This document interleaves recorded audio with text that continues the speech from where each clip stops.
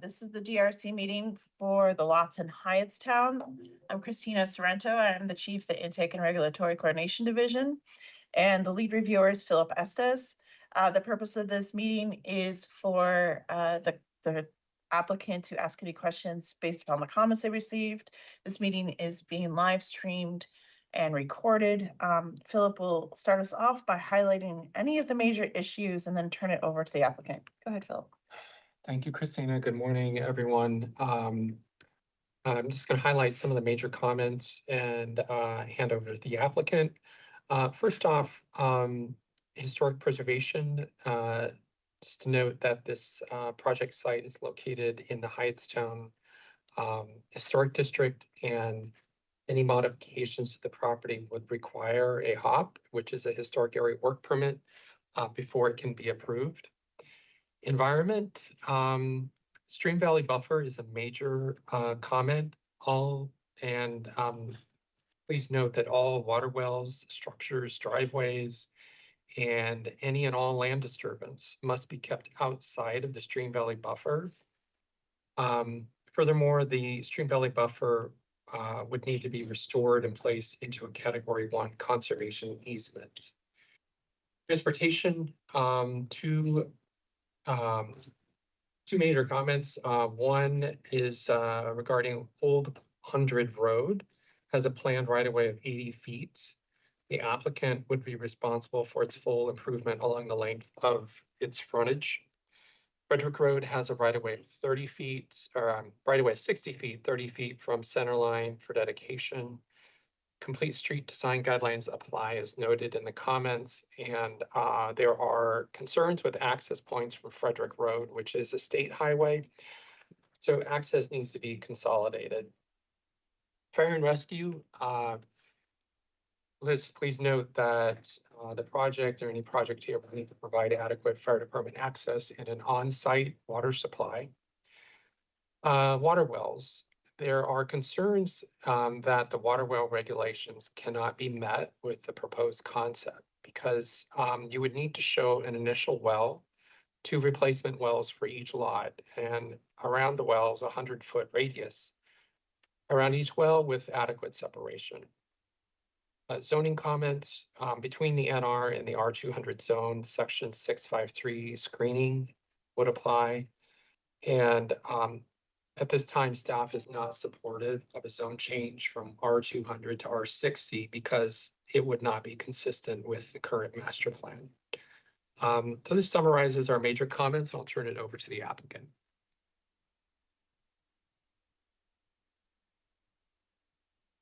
Hello?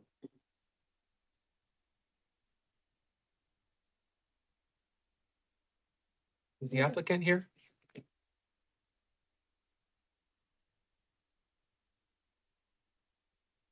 Can somebody online talk, say something? Someone here from the applicant.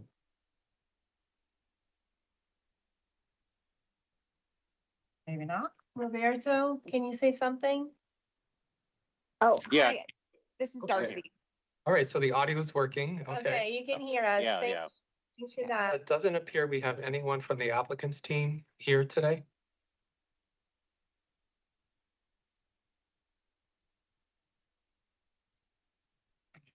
Were they invited to the meeting? I'm double checking. Who is the applicant on this? I sent them the email. My comments individually, and they confirmed that they were going to attend. Oh, So- I see a Hector at Velasquez Homes and Jocelyn. Yeah, so they were invited. maybe they saw his comments and they were like, They're like, never mind. Hey, Christina, this is Doug Johnson. Were the comments sent to them? Yes, they were. Neil sent them. Because I have a hard time believing they wouldn't show up with those comments. or But- maybe they gave up. Yeah, that was what I was thinking. They gave Yeah, up. they're like, we're running. Never mind. Okay, well, if they're not here, then we can end this meeting and they can listen to the comments Does anybody else have anything they want to add to this in case they come back and listen to it? Yeah, one thing about the Stream Valley buffer, Philip was right. It has to be protected. It's going to be put into Cat 1, but it also has to be totally reforested per the current forest conservation law. Just wanted to get that on the books. The other thing is, we wanted to rotate the building 90 degrees so it had more of a presence on Frederick Road, which is the primary road within the historic district, and placing parking behind. One of the issues with that is that the front, that square where they have the parking right now, is NR, and behind it is R200, so because it's like a reverse L shape, the R200. So that would be an issue, but we did feel it was important to rotate the building and place the parking behind so that the building is the important feature along the historic district. Yeah, I want to point out there's a floodplain that runs north and south right through the middle of the property as well that needs to be delineated. Hey, Mark, this is Doug again. That stream, I don't know who did this. I don't know how many decades ago, but the stream flows from the north to the south. As it enters the property, it goes into a 21-inch CMP, and it's piped all the way down to Little Bennett. Still a floodplain. Still a floodplain now? Okay, yes, sir. Thanks.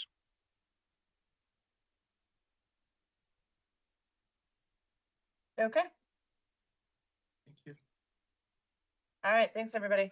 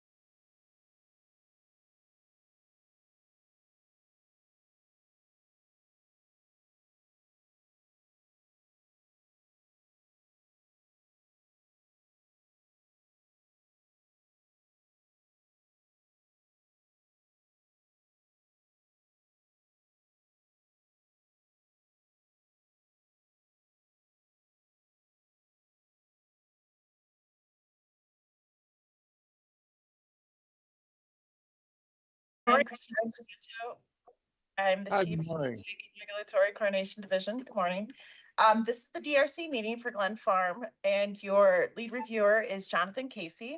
And the purpose of this meeting is just to ask any questions you might have based upon the comments that you received. Jonathan will highlight any of the major issues he thinks we should talk about and then turn it over to you to ask any other questions. This meeting is being live streamed and recorded. Go ahead, Jonathan. Good morning, for the Good record, morning. Jonathan. So, I think our comments were pretty straightforward. There's some big ticket issues, with this proposal, primarily being the lack of density. There are no BLTs left on this property, and you had shown using density from lot 2 to create this 1 acre lot, and that is not possible under the zone ordinance. Okay, so we have a couple hurdles here, and basically I'm looking for guidance on how we can accomplish something that seems like it should be feasible and pretty straightforward. I guess what these lots were recorded at different timelines, and so lot 2 is a buildable lot according to whatever the zoning ordinance says, but I don't think it would get a good perk site, Greenfield. And this, the map that you have here is actually something that I got from the county. It's what's recorded. We haven't done any fresh engineering. This is what was recorded as existing drain fields, and those would be approved. I think when the larger lot was created, it had a certain number of building rights that were assigned to it. Somebody that I spoke to along the way said that one of them was sort of lost in the process, and I was kind of curious as to how that could happen and if that means that there's a way to recover that. And then another maybe secondary question, if that's not possible, is can we use what is essentially the ability or the right to build on lot 2 and simply apply it to the larger lot that has drain fields, and thereby give up the option to build on lot 2 later? So the BLTs in this case, there wasn't a lost BLT. There's a BLT agreement that it specifically says that you're giving up that density. As far as lot 2 goes, lot 2 was created before the RDT zone, what's now the AR zone. And so you can't transfer that density to the larger property, which is now zoned AR. Density in the AR zone is kind of like a snapshot in time. Whatever Okay. the property had in 81, that's how TDRs, BLTs were calculated. So they're two completely, might as well just consider them not connected at all. Okay. Right now you have potentially the ability to build on lot 2. But you could not create a new lot on the farm property using the density from lot 2. Okay, so our hope is not to create a lot, but to simply make the ability to build on the larger lot, granted. So we're not trying to segment a new lot. We're not, the 1 acre building site that I put on here was really just designed to show a location that we think would be desirable. Yeah, there's a BLT agreement that says that you cannot do that. At one point, there was the ability to build on that large lot 12.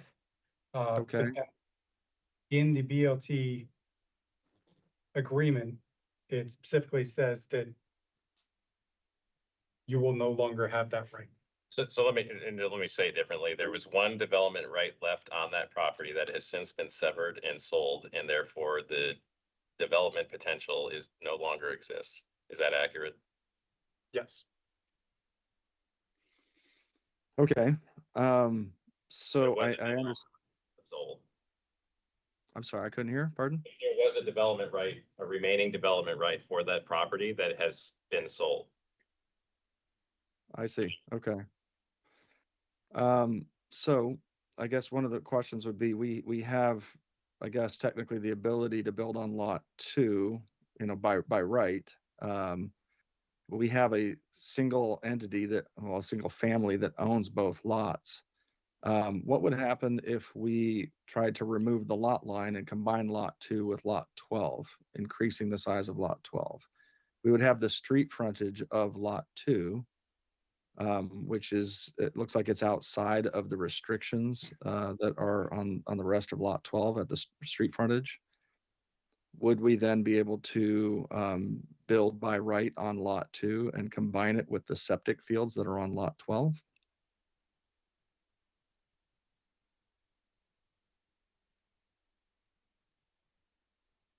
I'll have to do a little bit more research, but I don't believe you could do that because of you'd be transferring that density from lot 1 still, which the only reason you have that density is because it was created when zoning only required a smaller property. The density on the larger tract is based on the area of the property when the RDT was adopted. I know that I've had that question before, though. Is anyone from Office of Ag on here? Do we know? Yeah, that's an interesting question. Haven't encountered that one yet.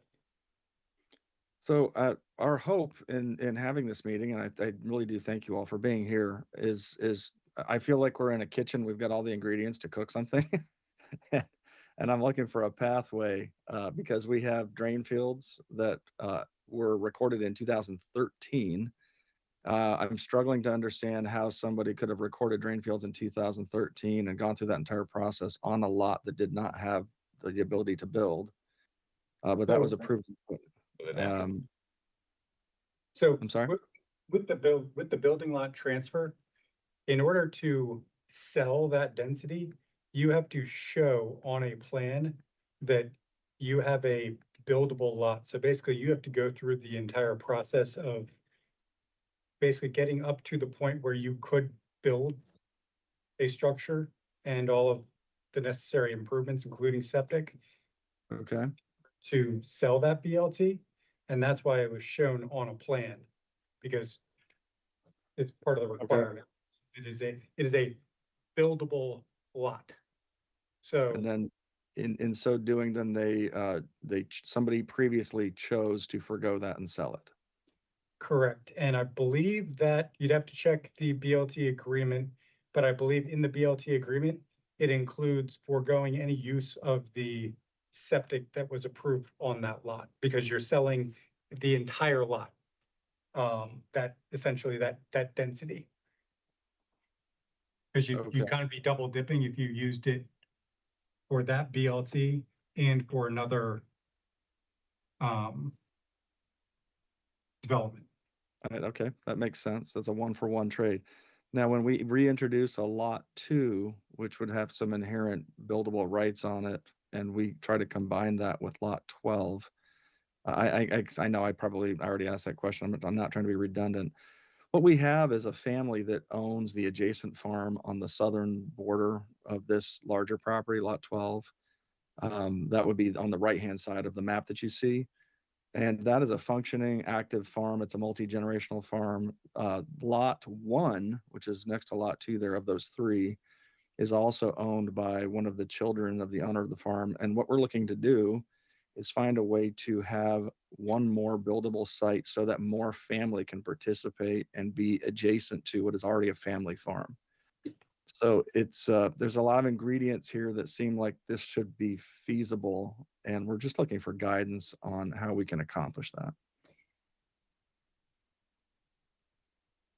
I think the issue here is Well, I think it's an interesting question, though. We have a development right that was originally part of the parent tract.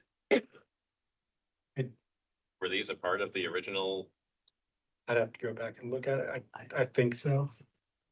So I think you have an interesting question that is worth exploring, that is incredibly unique, that someone wants to essentially go back and combine the lots into one original large, with the development right still remaining. That would be the goal, yes. Yeah, I think we haven't had this issue come up yet, so I think you're hearing the hesitation. We're just not sure if we can do that. I think we'd have to look at the documents a lot closer in the program to make sure before we start going down that road saying it's okay, that we confirm it's okay to do so. So then if there's work that needs to be done on our end, I guess because this is new territory, I'm not sure for myself on how to facilitate that for them. Right. I think we need to coordinate with the Office of Agriculture to make sure that we're not tripping ourselves up here and doing something we're not supposed to do. Okay. I mean, Jonathan's right. As it's laid out today, what you're proposing, we cannot do. But if you're now talking about a consolidation of all these lots into one larger lot with one remaining development right, I think that's a question worth exploring. Okay. So yeah, I've spoken with the family that owns these properties, and we talked about as many different scenarios as we could imagine in our heads that would make all these ingredients work together. If that's the one that seems to thread the needle on your side, we're very open to pursuing it and would gladly facilitate, whatever we need or contacting whoever we need in order to try to find those answers. Okay. I have sent Mike Shuffle, the director, Office of Ag, a link to the meeting. Probably lay this out for him, ask a couple of questions. He's probably not going to be able to answer on the spot, but if Sure. he joins here in the next minute or two, we can further that.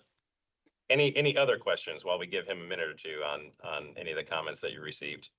No, that's great. On the left-hand side of the map, as you see it there, I had put a driveway there just representing, because I thought that was the simplest place to put a driveway, less impact, et cetera. It's adjacent to the existing driveway for the neighbor that goes into those lots in the back left corner there. But then one comment was that there is an easement there, and so therefore nothing can be built there. Is that something that can be amended, or is that just, is there a process where that could be adjusted?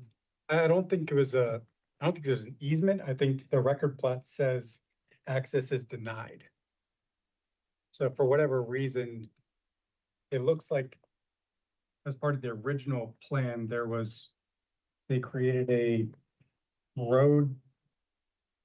public road, adjacent to lot 1. And then there's also the driveway, 25-foot wide access panhandle to that non-existent lot where the drain fields are.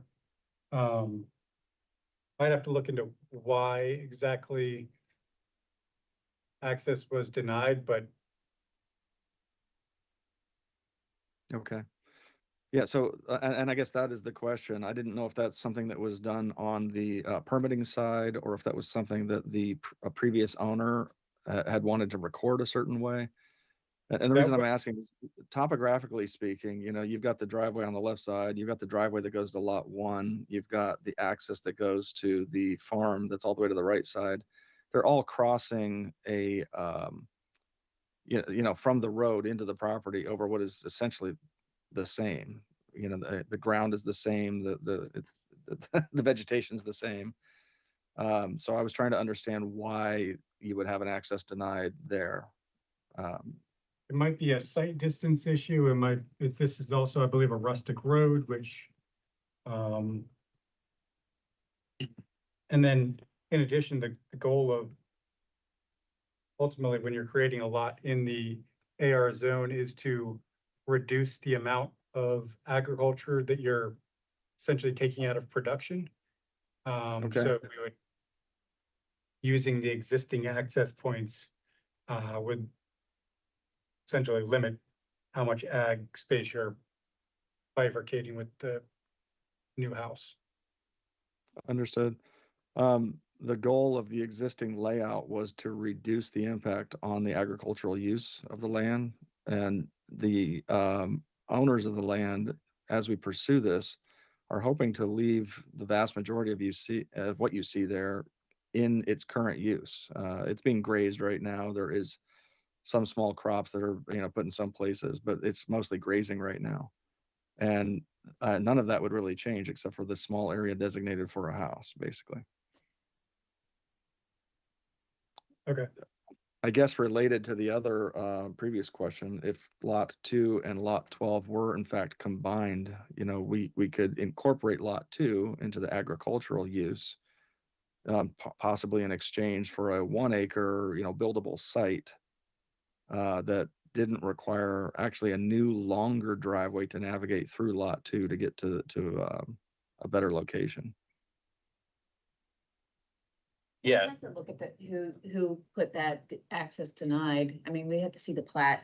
It's really hard to understand looking at this plan of what's going on. Like, I can't figure out where roads are, where lot lines are, where the main street is. I will say, Okay. regardless if you use the existing driveways or you put in a new driveway, they must meet county site distance requirements. Understood. So the one actual road is at the bottom of this drawing. It's Montevideo Road, sorry, I'm pronouncing that. So that it's just a straight line right across the bottom there.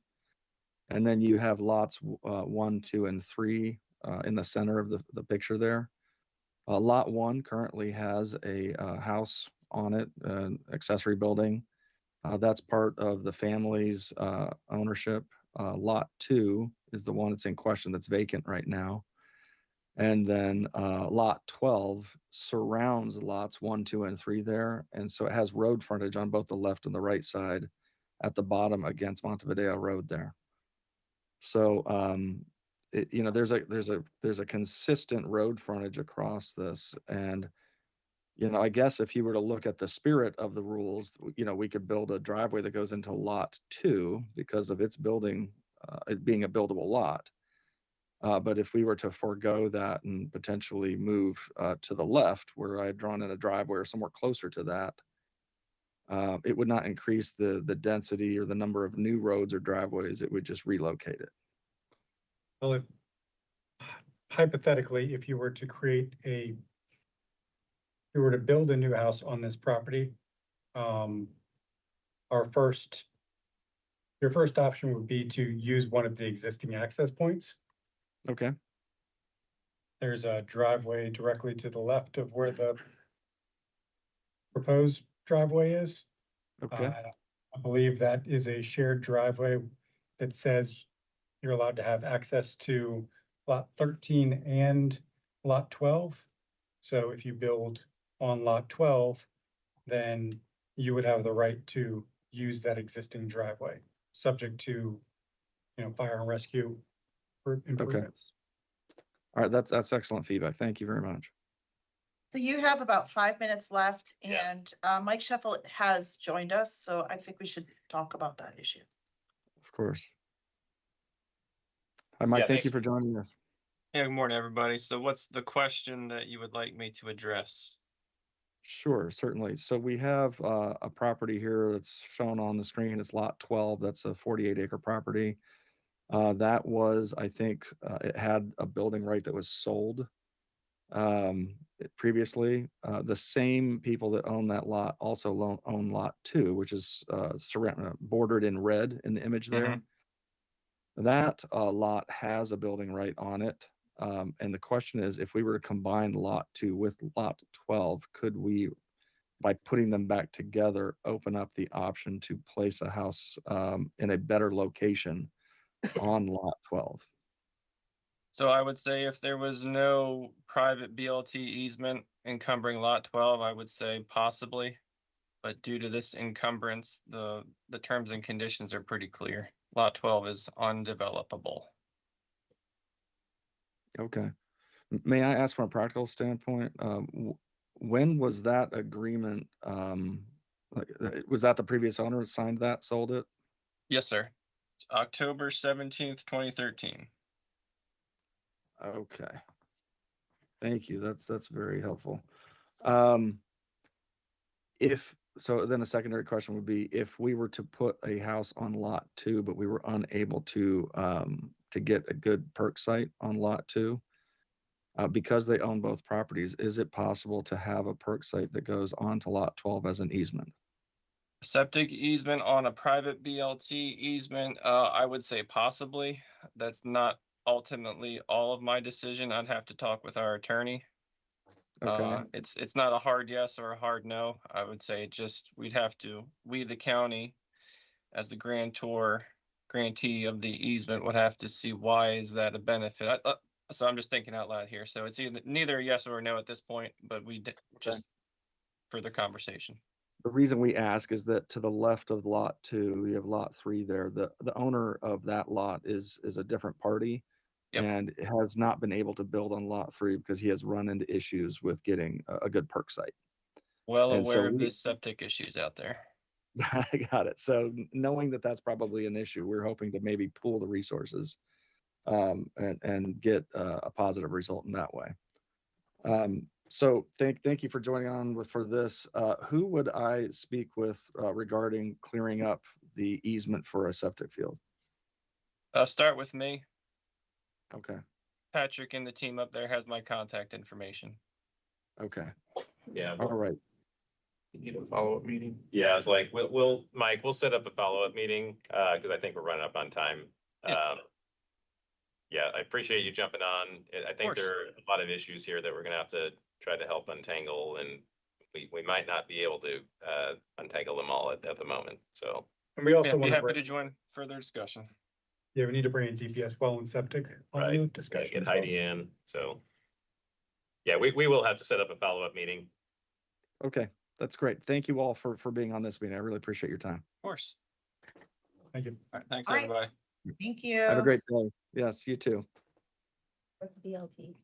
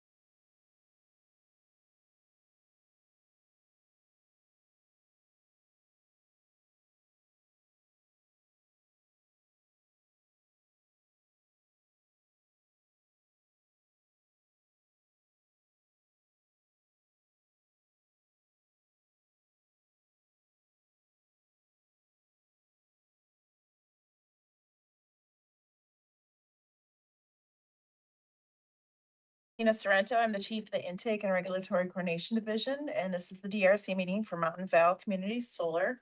Your lead reviewer is Mark Beal. The purpose of this meeting is to answer any questions you might have based upon the comments you've received. Mark will highlight any of our major issues and then turn it over to the applicant. And this meeting is being live streamed and recorded. Go ahead, Mark. Thank you. For the record, Mark Beal. This is Mount Vale Solar. It's on Barnesville Road, just outside the town limits of Barnesville. No major issues for us. Sue, this is your meeting. What concerns do you have? Thank you, everyone. Yes, we've received the DRC comments that Mark was good enough to circulate on Friday. We've had a chance to review with the project team. We have a couple questions and probably a need to meet again next week. Mark and I briefly spoke yesterday about possibly needing to get back together at a follow-up session. In particular, on the transportation comments, with regard to the dedication of right-of-way for Barnesville Road. Hold on. First, as a clarification, I'm reading this as requesting just along the frontage of the conditional use area. As you all know, the extent of the property is much larger, obviously along Barnesville Road, and the scope of this conditional use is limited to what you're seeing on the screen. We noted that the property immediately to the north, on the north side of Barnesville Road, was platted with some dedication of 35 feet along that frontage, and my assumption is that we would just mirror that. Would that be consistent? Is it exceptionally rustic or rustic? It's just, I think it's rustic. So then it would be 35 feet. Yeah, 35 feet. Yeah, which is what Florence said. So, yeah, that seems to be what's in the comments, Sue. Right, it's just the frontage along the conditional use area, not the entirety of the property. Oh, No, you need to do it Sorry. along the entire. I meant, I know there's that other little piece that's separate. I just meant not that piece, but this whole piece. There's like, I don't know if you can pull it up, Mark, and show it, but I mean, it needs to go across the entire frontage. yeah. Oh, Okay, so that's what we're not going to be able to agree on.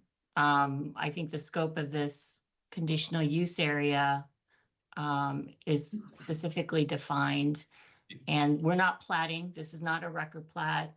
Obviously, solar projects are not required to go through a plat process to pull permits. That's pretty been long established with all the solar projects in the county. So I understand. Sorry, Sue, hold on, just 1 second. Can you draw an outline? There's actually like two pieces. Okay, so maybe. Correct. Okay. So see this triangle, oops. So there's that piece, and then that's where the solar's actually going. And then there's the other. Okay, so it just needs to be along the side of the solar. I'm just making sure that it was clear that I think what Florence was trying to say is that there are two pieces of one property that are separated by a road. Got it. Yeah, and I think Florence was kicking me under the table. She was trying to tell me, No, which is totally fine. So I guess I'm just trying to understand, is that, so we would just ask for the part that's along the conditional, like where the solar array is proposed? Correct, that's what we would agree to. Well, there's I'm trying to figure out what we want.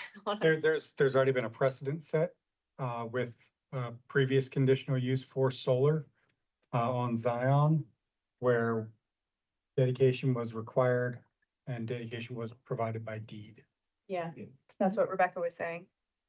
And we will provide that dedication by deed. I understand that.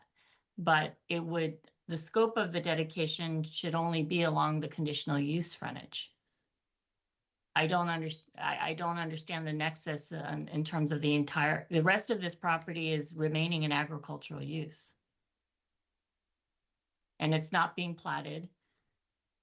So the scope of the dedication, we would survey and deed, dedicate by deed, but it would be along the frontage of the lease area, which is the conditional use area defined in the plans. So this, Robert, just quick question. So why is the other property included then if it's not part of the conditional use application?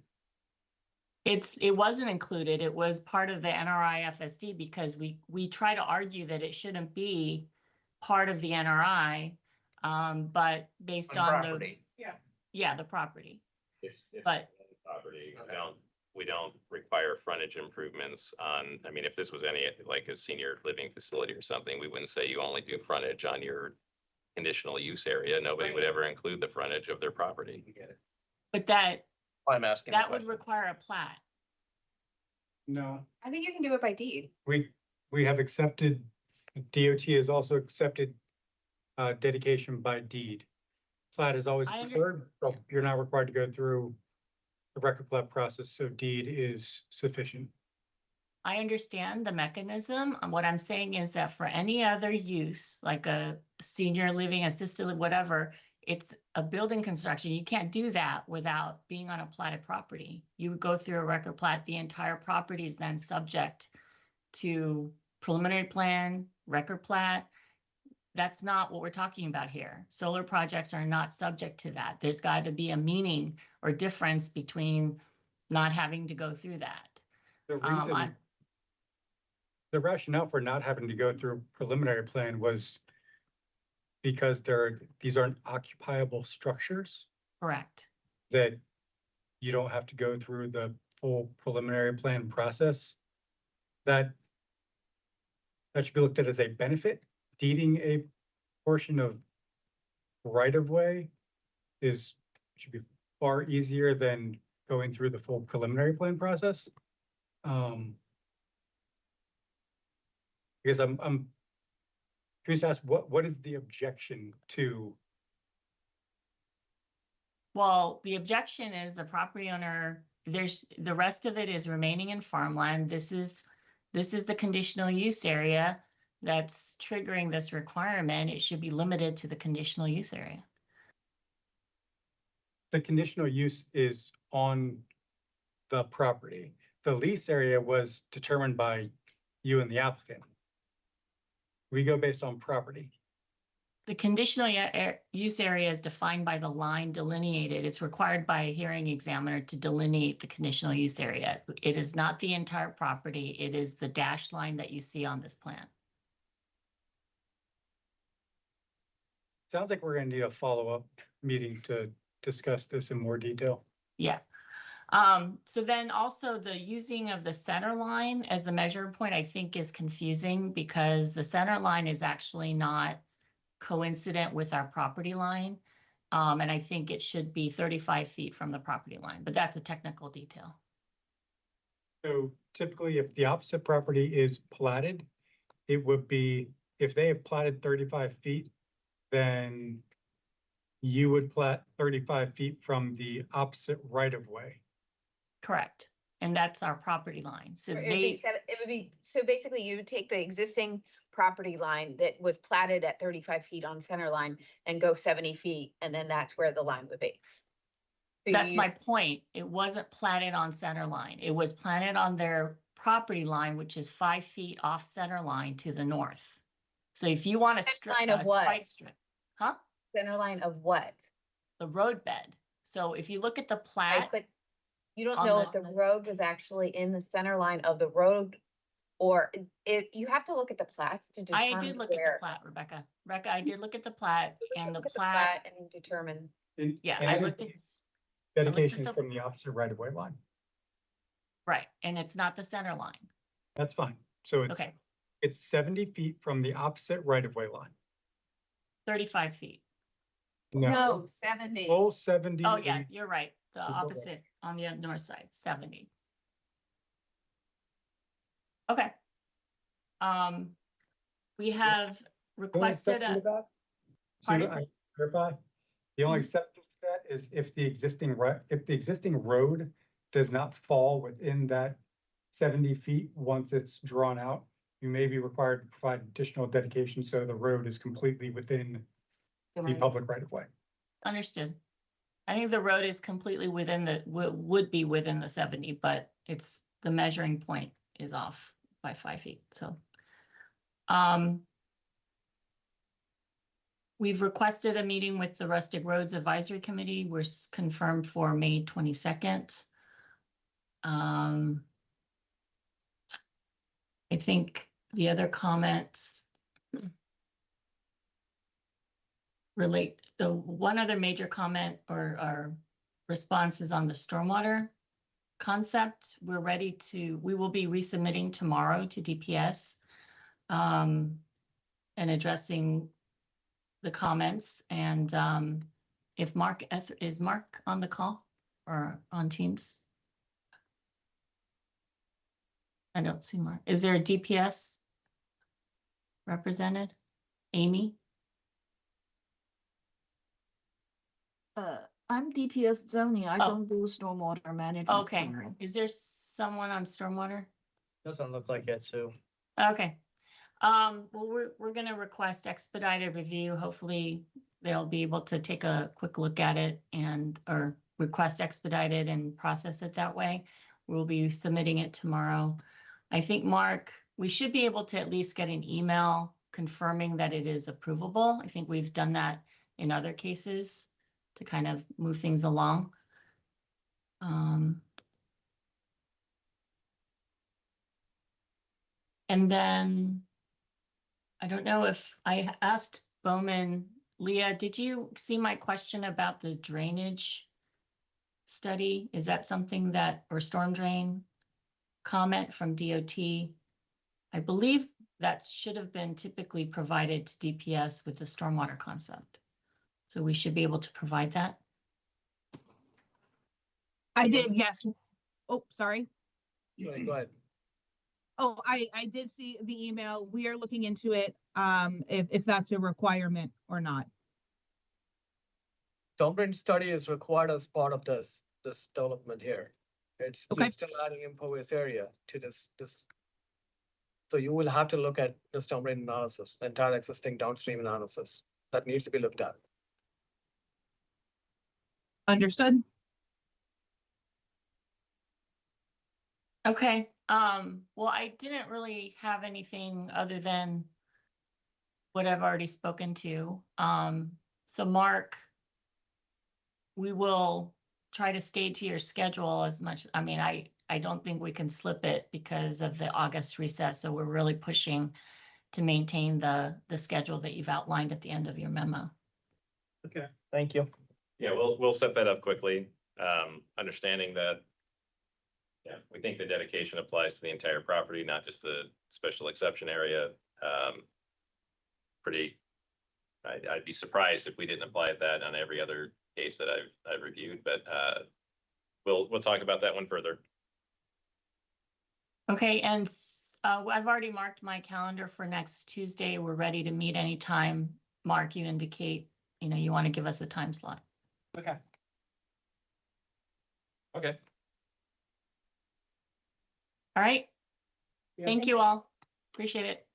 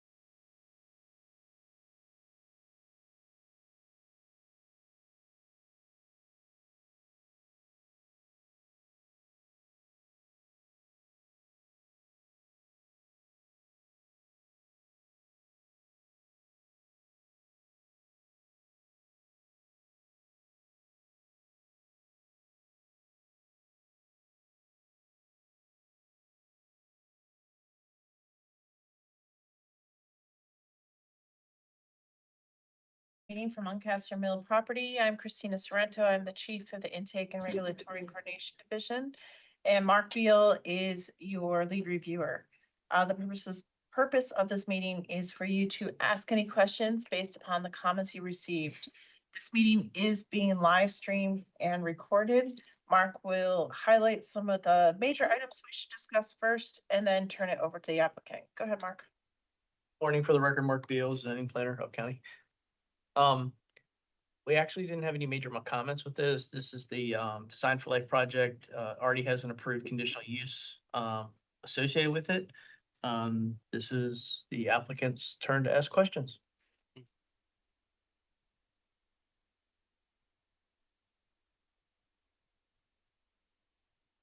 Okay, yes, with that, I'm Phil Hughes with CPJ, and as was previously stated, a lot of these items were discussed and gone over at the conditional use plan, and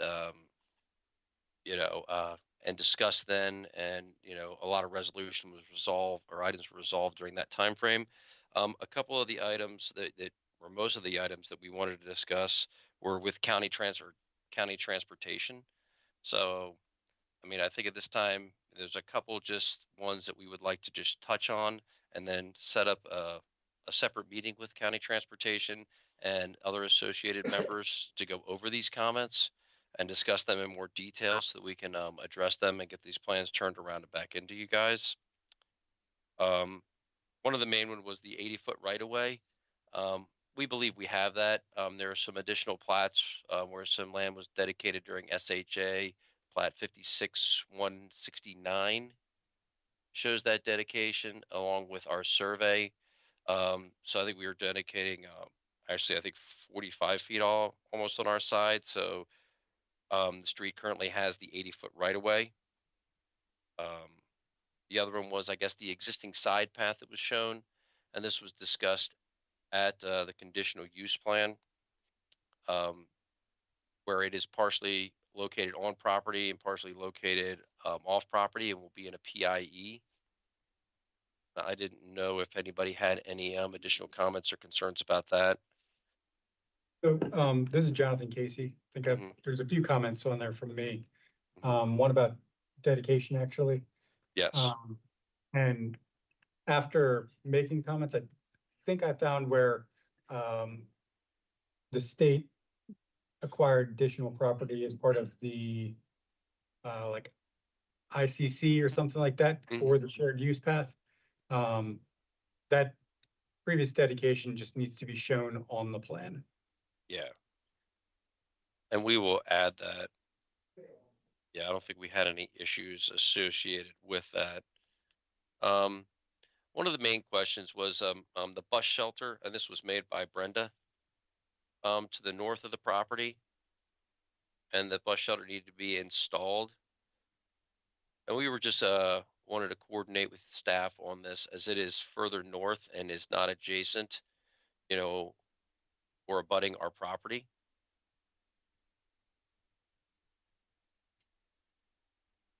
I'm not sure where it is, but we can. Yeah. I mean, it's just a coordination. I think our transit asks for the bus stop. And if it's in the right of way, then you should be able to install it or pay for it. Yeah, it's just north of our property and isn't along our frontage or our adjacent frontage on the other side of Muncaster Mill Road.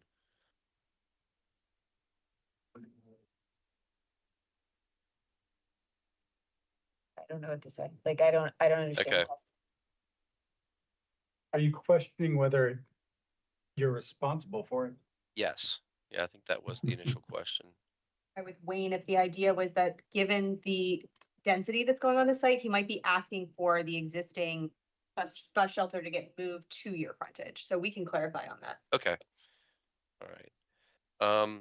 And then the alignment of Street A with Lisa Drive, and I know this was gone back and forth a couple times at conditional use. We did originally show it adjusted with Lisa Drive. But then per further coordination with staff, it was relocated to its current location. Who's staff? What staff? Staff that was reviewing the conditional use plan. I don't remember exactly who it was. I don't recall that. It's the state right away, so you gotta coordinate with the state. Yeah. But to be offset, it creates lots of conflicting movements and problems, especially for if this is a disabled or is it like, I don't know what senior design, Design for life. what is It's that? a design for life. Fully accessible, so people Right. who are very. So anybody, you really want the center lines to line up with the street across the street, so you don't create any movement conflicts. And I'll have to research, but we did go into this location and we did have it originally aligned with Lisa Drive. I will say that the state is the final arbiter of this because it's their right of way and they will make that comment. Okay. All right. I believe we had coordinated that with the state also. You don't get final comments from them until they actually go to permit, so. Yeah. Okay. Can we take a step back and you were talking about the shared use path being the PIE? Yes. So that kind of a problem. You're gonna need to dedicate additional right of way so that that path is within the proposed right of way, unless there is something gravely wrong with that plan, in which case we occasionally accept PIEs, but the subregs do allow additional dedication to provide right of way for public improvements. And I know that a lot of this was vetted and gone over during the conditional use plan and the location of the path and the grass strip for the landscaping was also discussed. So I think we would just like to set up a further conversation or time meeting with staff. You have to so talk that to we the can run state. through The these. state again agrees or disagrees with the PIE, the easements, because it's gonna be theirs. It's not gonna be dedicated to the county. So if the state agrees for a PIE, then that's fine. However, a PIE does not allow access. So you also have a PAE, which is basically a dedication of right of way. So the combination of the two, and then you have to move your PUE back if it's not a zero lot line, then your PUE has to be moved back further and you have to provide a PUE of 10 feet. So, and then so if you have a PIE, a PAE and a PUE, the PUE needs to be widened to the width of the PIE and the PAE. Correct. Yeah. And we have a PUE that is actually wider than the 11-foot path that's shown on there. So I think we would just like to set up a separate meeting with staff to coordinate a lot of these items that were brought up by Brenda and county transportation to make sure that we're addressing them correctly. Right, so the reality is that, I mean, we provided the comment as a recommendation and. Well, I believe planning staff did as well. So. Because this is. It's important to have Quasi there, is I think what Rebecca's getting at. We will have a representative from State Highway there to. Okay. See everything is lining up. Okay. All right. And I think some of the other items was just, I just would have wanted to call out that, number 8 from county transportation, none of the units are front loaded. They're all rear loaded.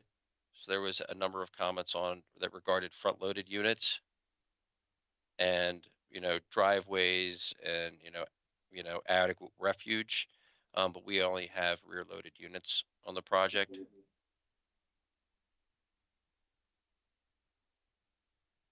Was there a specific comment that was a problem? It was 8. It said front ended homes per past discussion with MNC PPC. Okay. Under transportation from Brenda. I just wanted to clarify that we didn't have any front You can't tell by the drawings. ended townhomes. Okay, then yeah, I mean, I think you just address all those with that comment. Okay. And then another one was just the vertical sight distance. It was comment 7 further down. Site distance for all streets, alleys, and driveways. And I've just never been asked to, provide site distance for driveways. I think it's to do with the private street. So all those access points along the private streets need to meet the site distance criteria. Right, because I don't think you technically have, so we don't mean like the driveways into the individual units, we just mean. Okay, Yeah, I think Okay. that's where the confusion's coming from, so it's, okay, we want sightlines for the alleys and the Yeah. private street that you have on the. You need a road grade plan for that street. And you need to show the access points and that they meet the K values. Right. So Now- Yeah, I think he was worried about providing like 100 Right. site distance No. evaluations for Yeah. each. Yeah, Yeah. that's fair. And we still need to do a grade establishment plan for a private street. Yes. Yes. Okay, because usually the county, a DPS doesn't usually require those for private streets. It's required by the subdivision regulations. Okay. Okay. And you need to provide a landing grade at that intersection as well. By providing the road grades, there need to be a landing grade at that intersection. Cannot come steep down. Which intersection? Intersection with what road is that, Muncaster? The private Yes. street coming in, yeah. So you will have to provide a landing grade at that intersection for the private street. All right. And then looking through some of these, storm drain and things of that nature have all been coordinated with DPS through the stormwater concept for all the tie-ins, and offsite drainage. So I think DPS was okay with all of those. I saw that as one of the comments on transportation. you need to provide a storm drain analysis to DOT. Okay. Because I know we did provide all that through DPS and DOT at the time of our stormwater concept renewal review. That is stormwater management, that is not storm drain. So we need a storm drain analysis for this project. Okay.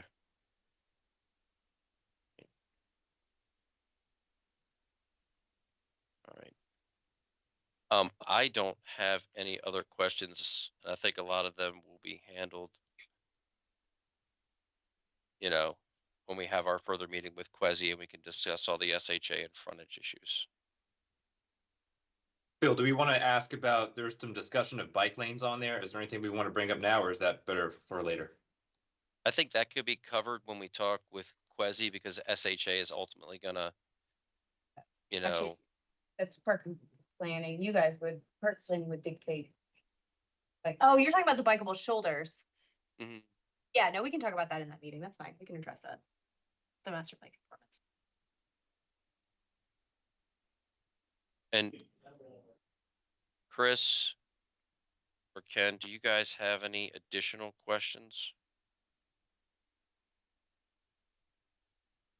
I think we need to get this meeting with transportation just to clear up these comments that we didn't have previously. Yeah. And I think just my last one would be number 19 from area transportation. That, the applicant must identify how to achieve target speeds along the roadway. And I know there was another comment in here that was also brought up about raised crosswalks through this development to help control speed. And those are going to be, raised crosswalks are an issue with design for life, because we would have to have drops in them to allow drainage around the curbs. But this street section does have, on-street parking, and I believe the street A lane widths are reduced. So those would all add to traffic calming. I think that's how you address the comment. That's fine. Okay. Prior to that meeting, if you wouldn't mind, could you send the exact comments that you want to discuss so we make sure that everybody who needs to be there is there and that we're also prepared for what you want to talk about? Yeah, definitely. Definitely. Appreciate that. And then I guess going through my notes here, the turn lane onto Muncaster.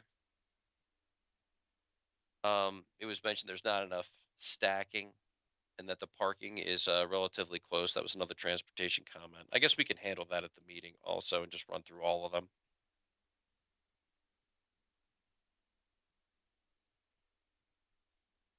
rather than discuss them all now. That's fine. Sounds about right. Yeah, if you just send us your list ahead of time, that'll help Yeah. us.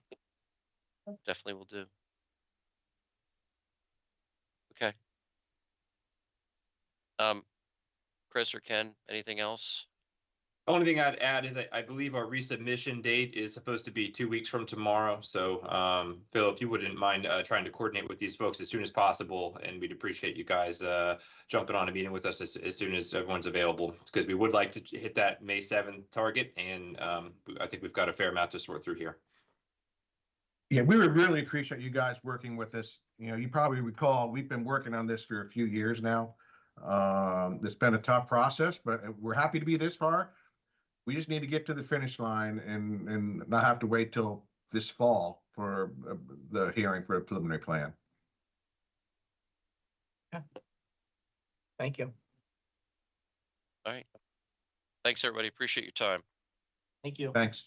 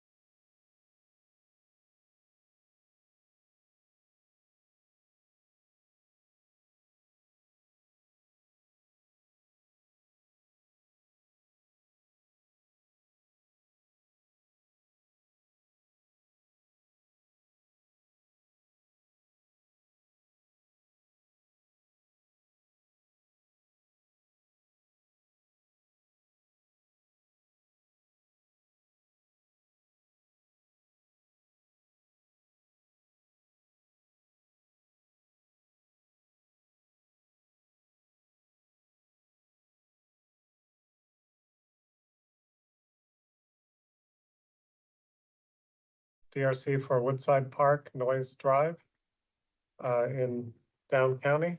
Saquon, you lead on this one? Yes, I am. All right, away. All right, so like Neil said, this is the DRC meeting for Woodside Park 1201 Noise Drive, which is a concept plan for an admin sub-preliminary plan to subdivide one lot into 2 lots. Neil sent out comments on Friday, and I'll just share a few of the key ones I wanted to bring up for advisement as you guys move forward with the application, starting with transportation. MCDOT commented that at the time of admin or preliminary plan, you'll need to meet the standard comments, including site distance, storm drain analysis, and proper cross sections for both roadways. And we also noted that a buffered sidewalk we needed on both roadways as well, and we'll need to meet PROAC standards. As for environment, we need to take care of Chapter 22A forest conservation requirements, whether that be an exemption, which you can explore, or a full NRI and forest conservation plan. We also commented on some master plan recommendations related to the environment that should be explored and addressed with your future submittals. And finally, just some zoning/design comments. The setback in R60 is 25 feet, so we do want to revise the table to add whether an EBL is applicable to the property, and if so, it should be determined at admin or preliminary plan to make sure the lots are suitable. And we recommend coordinating with MCDPS on making sure that EBL is fit for both sides of the street there. With that, I will turn it over to the applicant for any questions you might have. Yes, hi, this is Mike Razavi at Rastec Associates, civil engineers. Applicant is with us, but I'm representing him from a technical standpoint. The main issue I just wanted to ask questions about is zoning setback issues, because more so than anything else, that's why we decided to do concept plan. And my question is this: we show a 40-foot setback from the front because that's what's shown on the current record plat. And I need clarification. I would like to get clarification whether, because especially if there was a comment about the 25-foot setback, whether the 25-foot setback would apply or the 40-foot setback shown on the record plat. That's question number one. Question number two was, again, understanding that EBL may be required. How would that apply to this project if we are trying to go with the concept shown, especially about the new lot created, which shows the brand new house. One of them shows an addition, but the other one shows a brand new house. How would the EBL apply to that? Because the lot to the north side going along Alton Parkway, the houses are set back way back because the lots are much deeper. And I would like to get some clarification on how that may affect this subdivision.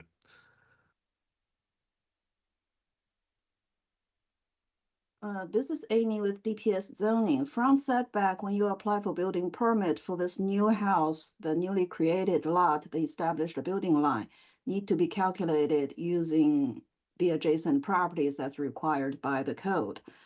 So that's all we can say.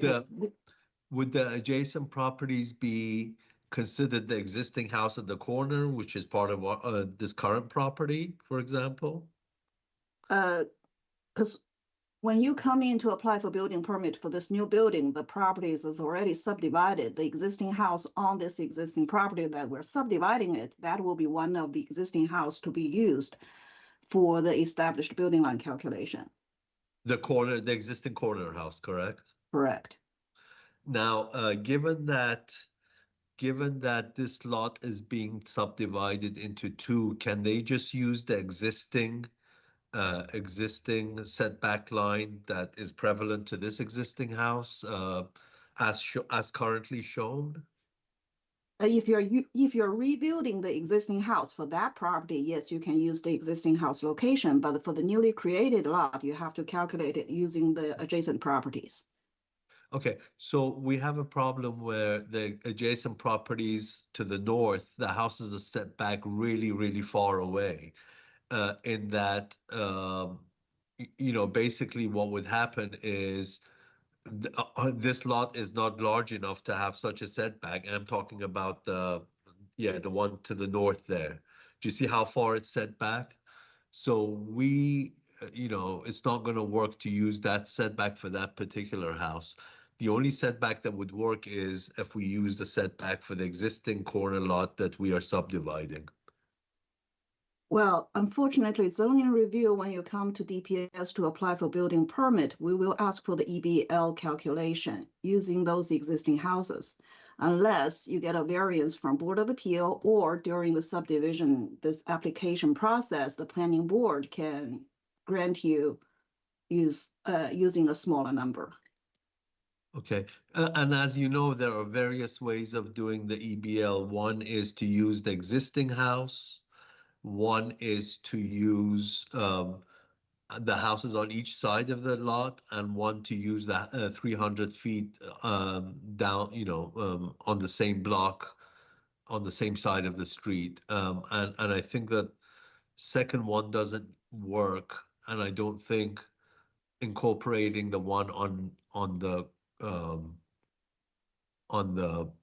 north side on that one lot, that's also so far away. So that's kind of what we have going on right now.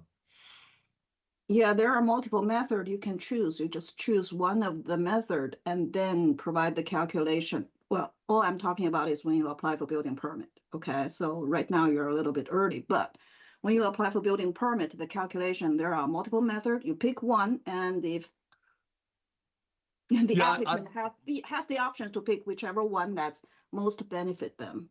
Yeah, I guess what I'm trying to get to is the reason why we did the concept plan is, as you know, doing administrative subdivision takes a lot of effort and cost. And if we're gonna get to building permit and not be able to pull a permit, it's kind of a waste of time to go through all this.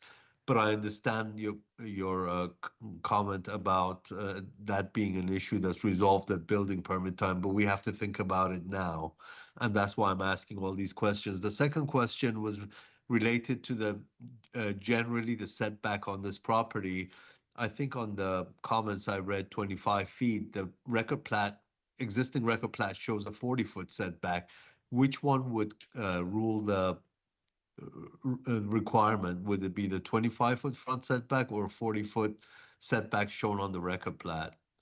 Again, for when you apply for building permits, zoning review, we check for code compliance. We check whether you meet the zoning ordinance requirement. That 40 feet setback, if it's not what the code requires, we don't look for that. Okay, so even if it's shown on the existing record plat, it's not really relevant. It's what's in the code is what's more relevant. Correct. Okay, thank you so much. Much appreciated. You're welcome. All right. Annex, do you have any questions? I'm done. If we go back to the image, the satellite image there, that the yellow line that we have around the lots, is that the setback?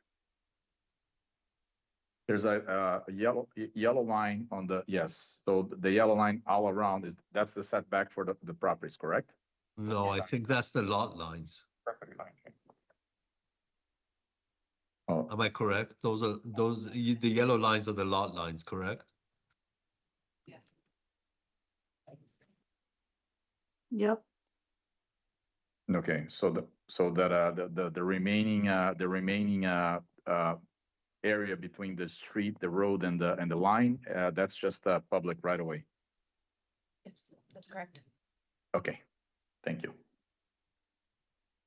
This is WCC. We didn't see this, didn't came to WCC for review. You have an easement in that property for us. We have a sewer that run along the property.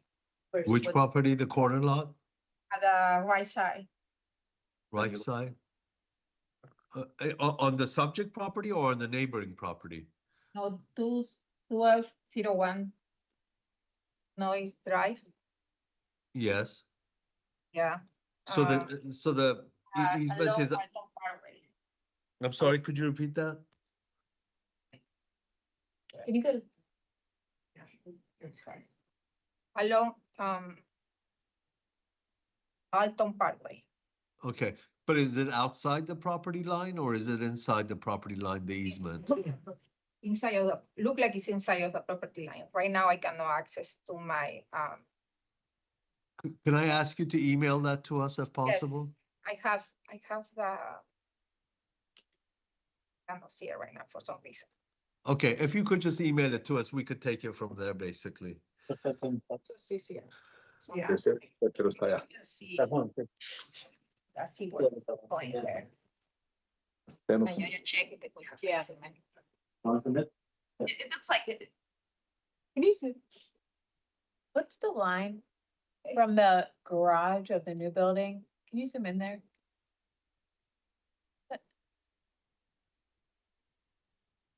Which line would that be? Move your cursor to the left. There's a straight, what's, yeah, that, no, that's, keep moving. This line here. Yeah, what is that line?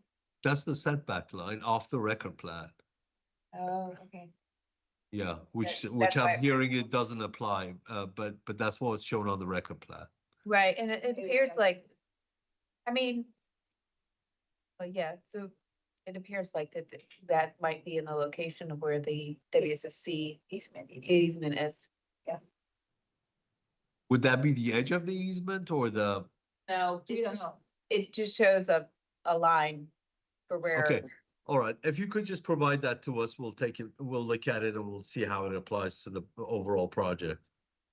I would assume that you can go into SStat, or not SStat, but land records, and it should be a recorded easement in there. We'll look for it.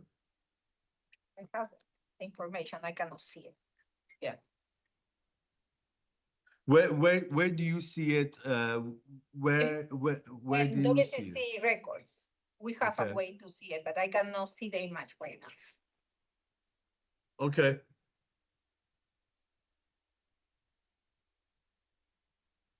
Alex, anything else on your end? No, for me, that's it. Thank you, guys. I really appreciate everything. Thank you. We appreciate your comments.